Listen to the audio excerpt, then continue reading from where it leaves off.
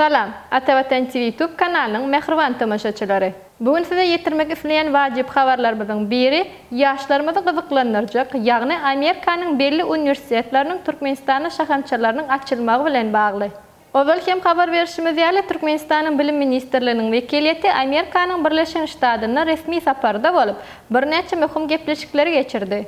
Bilim ministerinin ornwasary Awad Ataýewiň ýolbaşçylygyndaki vekiliýetiň duşuklaryna Amerikanın Birleşen Ştatlarynyň Awraýly üniversitetleriniň Türkmenistana şahamçalaryny açmak babatda hem gepleşikler geçirildi. Şeýle hem Türkmen vekiliýeti Ogaya ştatynyň Kent şäherine bolup, bu şäheriň ady bir Kent Döwlet Üniversitetiniň rektory Totyakon bilen duşdy. Duşuň başynda Kent Döwlet Üniversiteti bilen Türkmenistan üç ýokary okuw mektebi, Halkara Fanperwer Ilimler we Ösüş Üniversitetiniň Türkmenistan'ın Daşary işler ministerliğinin Halkara Gatnaşyklar institutynyň hemde Türkmen Döwlet Binagarlyk Guruluş institutlarynyň arasynda özara düşünişmek hakyndaky ähdnama gol çekildi. Bu duşuk Türkmenistan'ın ýokary okuw mektepleri bilen Kent Döwlet Üniversitetiniň arasyndaky bilim gatnaşyklaryny puhtalandyrmagy we bilelikdäki maksatnamalary ösdürmäge, gönükdirilen hyzmatdaşlygy ösdürmäge möhüm tapgyryny öwrüli.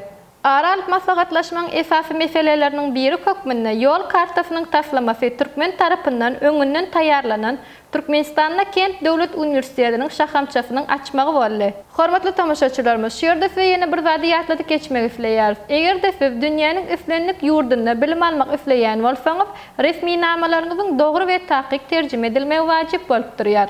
Bunun üçin bolsa makul hyzmat terjime merkezine ýetutup biljek diňe ýatladyk geçýäris. Habarlaşma üçin telefon belgisi 863 78 96 73 96 48 55. Şeýle hem ýurdumyzdaky bolup geçen täzeliklerden ilkinji bolup habarly bolmagy isteseňiz, Atavatan Türkmenistan halkara jurnalynyň atavatan turkmenistan.com saýtyndan okap bilersiňiz.